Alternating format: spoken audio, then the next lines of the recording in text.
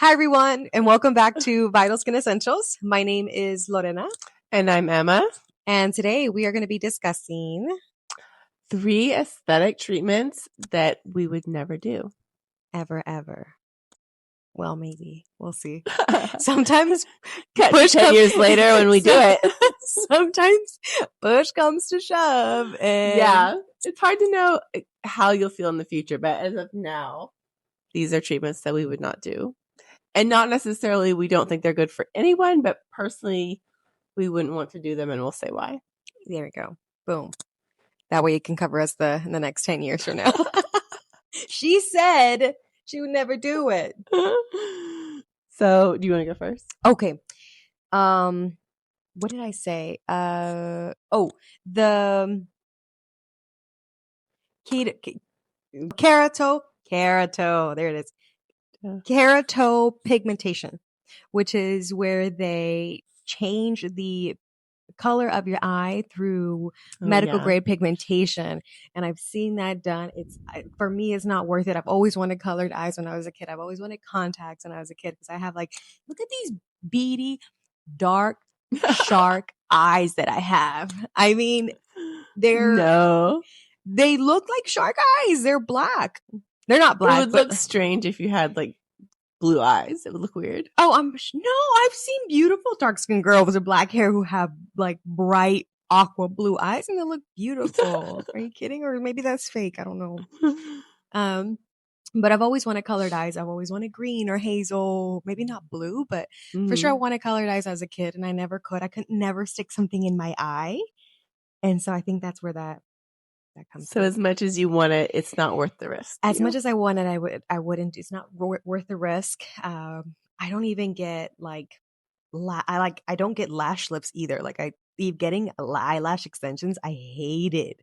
I did it maybe 4 times in my life, and just trusting someone that close to my eye and something happening. This is an actual needle, right? Not just lash extensions, but trusting someone to not blind you. An elective procedure like that, where if something goes wrong, it affects your vision, is really scary. I mean, yeah, I'm not jeopardizing my vision. I've eaten way too many carrots as a kid. I'm not jeopardizing my vision for, something that I have no business changing about myself. So, keratopigmentation, the changing of the eye color through medical grade pigmentation, I would never do. What about you? I think we were talking about this earlier. I would never do a thread lift. And it's not because I necessarily think they're bad, although I've heard a few horror stories where the thread snapped and caused kind of a bunching look. But I'm talking about not just the threads, but the threads with the little barbs that actually lift. And I would never do those because I have very thin skin, and someone with thin skin, you can actually see the lines of the threads, and it looks really, really awful. So that's something personally, and for other people with thin skin, I would recommend not doing. Stay away. But we were talking about how they still stimulate collagen. Yes, and they'll lay down just PDO threads, sometimes nasolabial folds, areas that need a little bit of extra support. Just the threads without the barbs, just to help the body produce collagen. And I've never had them, but I wouldn't be opposed to it if someone offered them to me for free.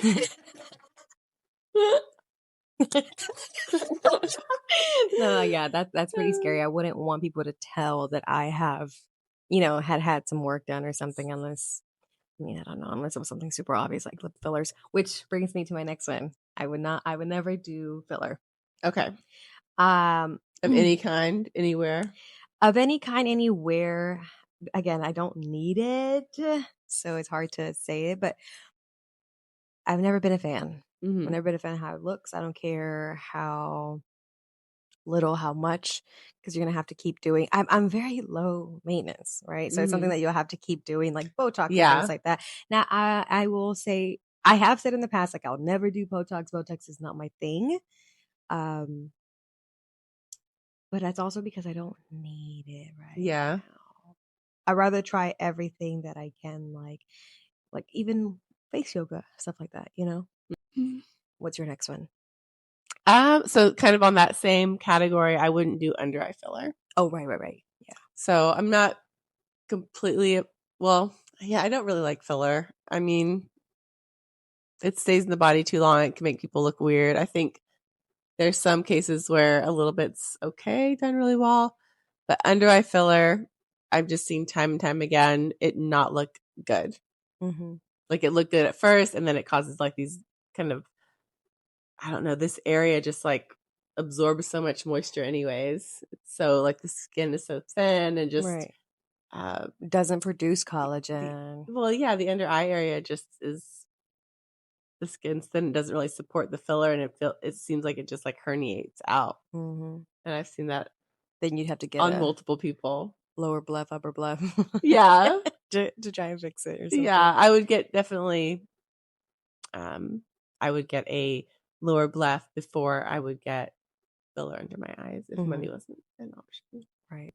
But what's your last one? My last one is it's called BB Glow, and it's basically a foundation or like a permanent makeup that's needled into your skin to look like foundation. And I wouldn't do this because I've heard some horror stories about you get it done, you go out in the sun, it oxidizes and it changes the color.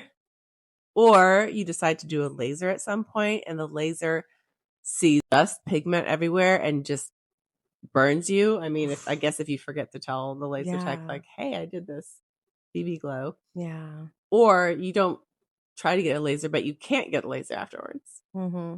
So, at some point you might want to, and you can't because you've had this done.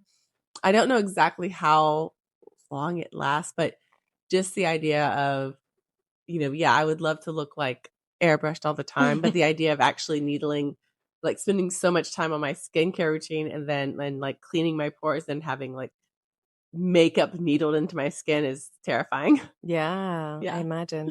Well, that's also like any kind of lasers, even like hair removal for the face or something. Or I mean, I don't know how I'm just guessing at this point. Like if you wanted to like hair removal on the face, yeah, you couldn't do that because it wouldn't differentiate between the pigment of the hair and the pigment in your skin. Yeah.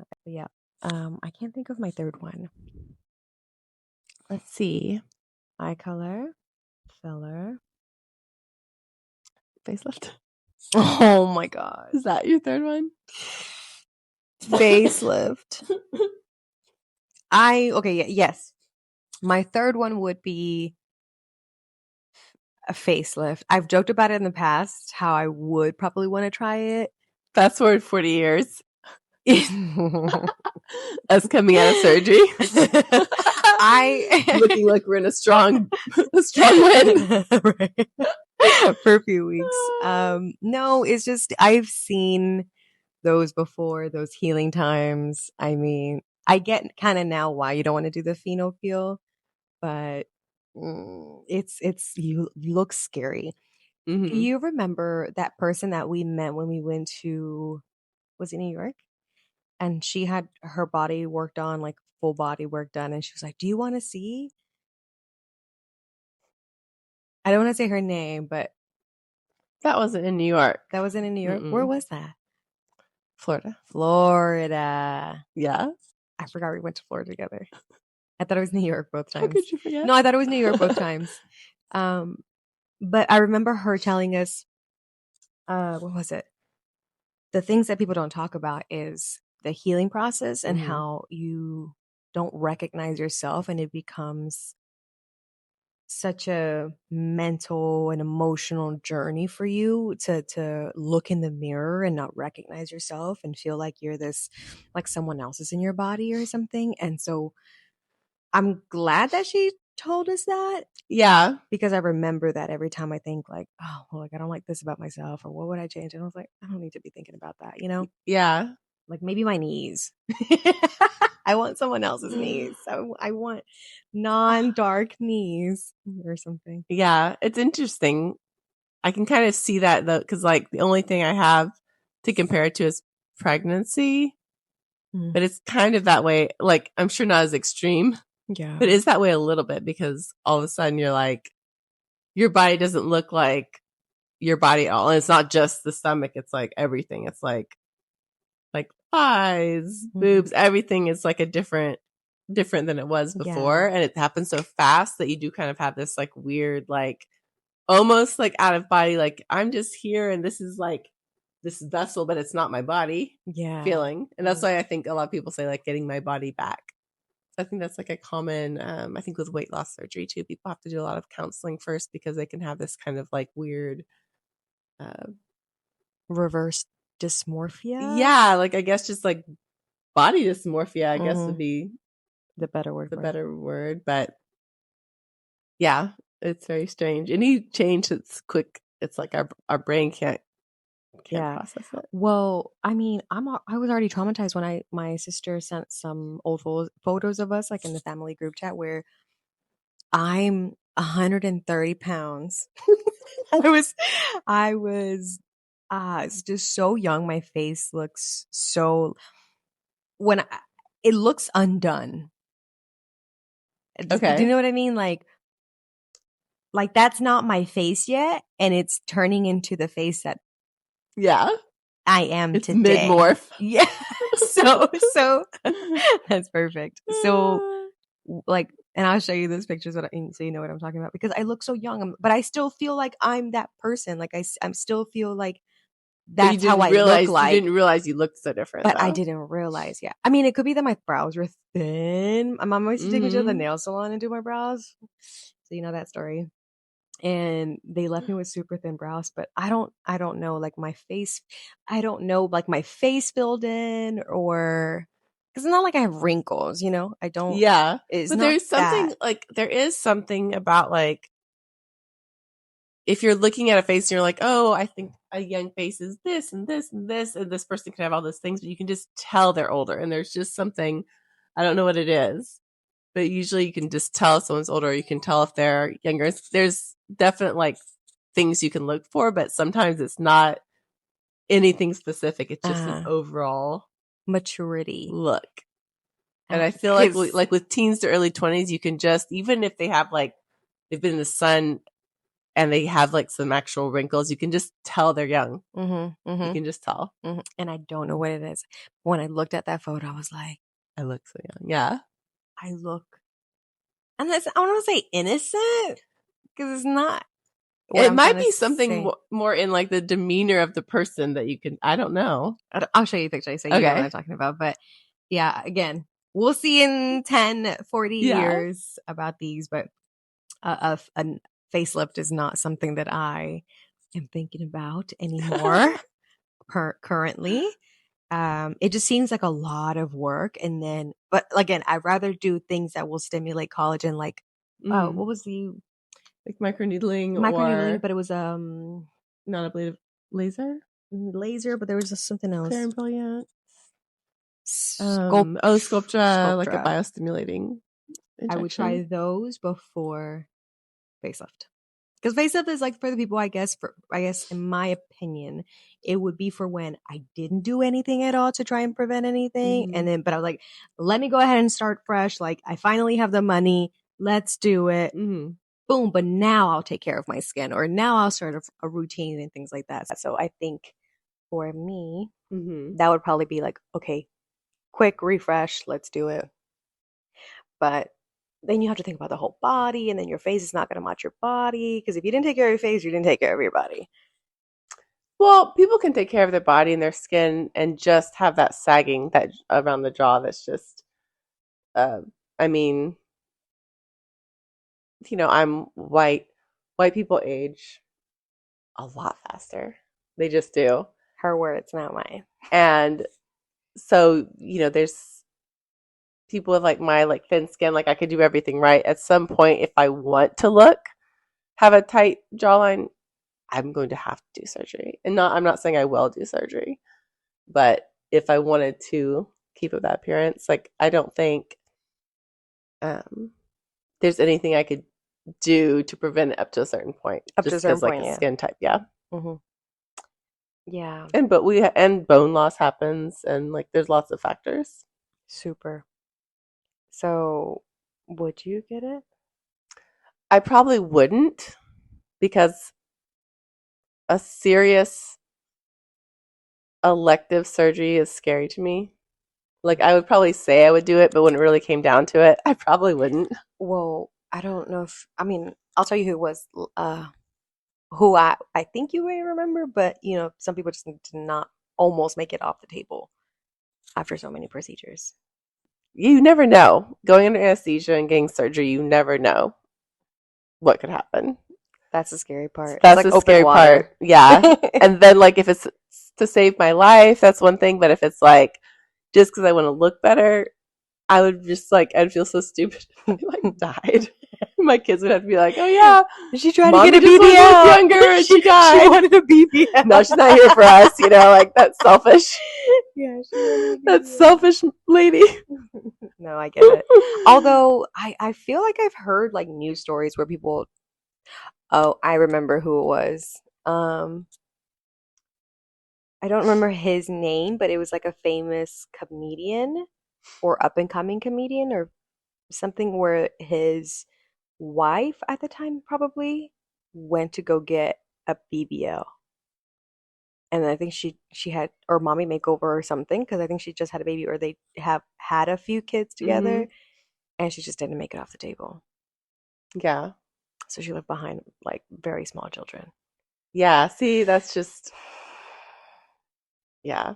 But again, it's what we were talking about how when you were pregnant and you felt like I'm this vessel, it's not me, and you wanted to get your body back. I think I think that can I don't know if it I That don't know can her prompt that people story. to, yeah. Right. I don't know if that was her story or that led to that, but like postpartum depression is like it's a serious thing and it could be that she was feeling that type of way and she's like, I'm gonna do this for me or something. Yeah, like I'm going that. to feel better. I'm going to be able to be a better mom. Like, I'm sure she had good intentions, and Yeah.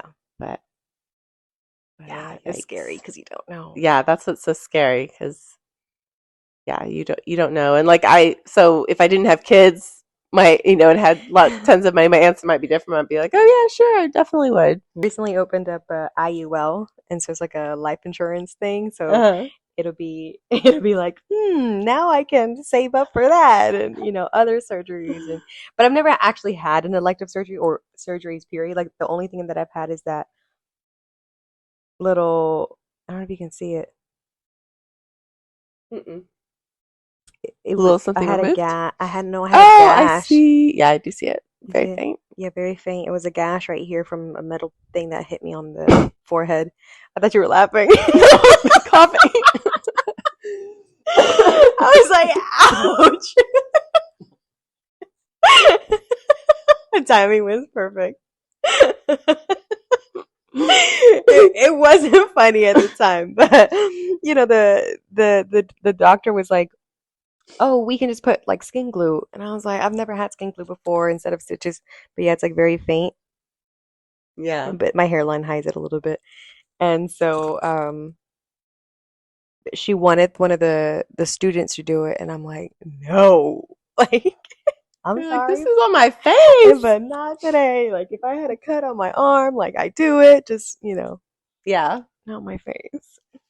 So it's tough. Again, never had an elective surgery, never had surgery, period. So Yeah, me neither. I've never been under anesthesia, so I don't even know how I would.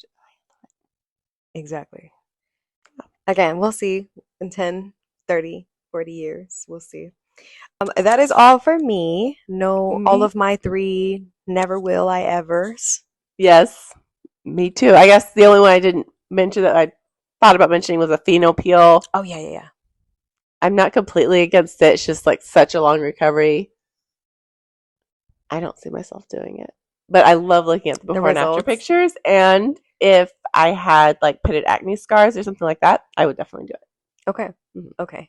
Because see, she's saving herself because she might. Because you never know. I could get that, that menopause acne and scar your skin and have to almost stop. That'll be the next video I think we should talk about is like the effects or something. Yeah. Or the first few signs of, because I was actually reading that last night, and I'm like, oh my God, like I have all of these. But No, I'm no, no. And there are actually like, and people might not want to talk about this, but there are actually differences in race with menopause too, because some people, the change in hormones affects their skin, and some people it doesn't. So we I can don't go more know. into it. That I was reading insomnia, mood swings. I think that affects everyone. Like the emotional changes and things Yeah. affect most people the same, but like skin wise does not affect everyone the same. I mean, yeah, of course. But that's also the melasma that we were talking about too. Had something to do with it. Yeah. But so I'm excited. We'll talk about that next time. Thank you guys for tuning in. We will see you on the next one. Bye. Bye.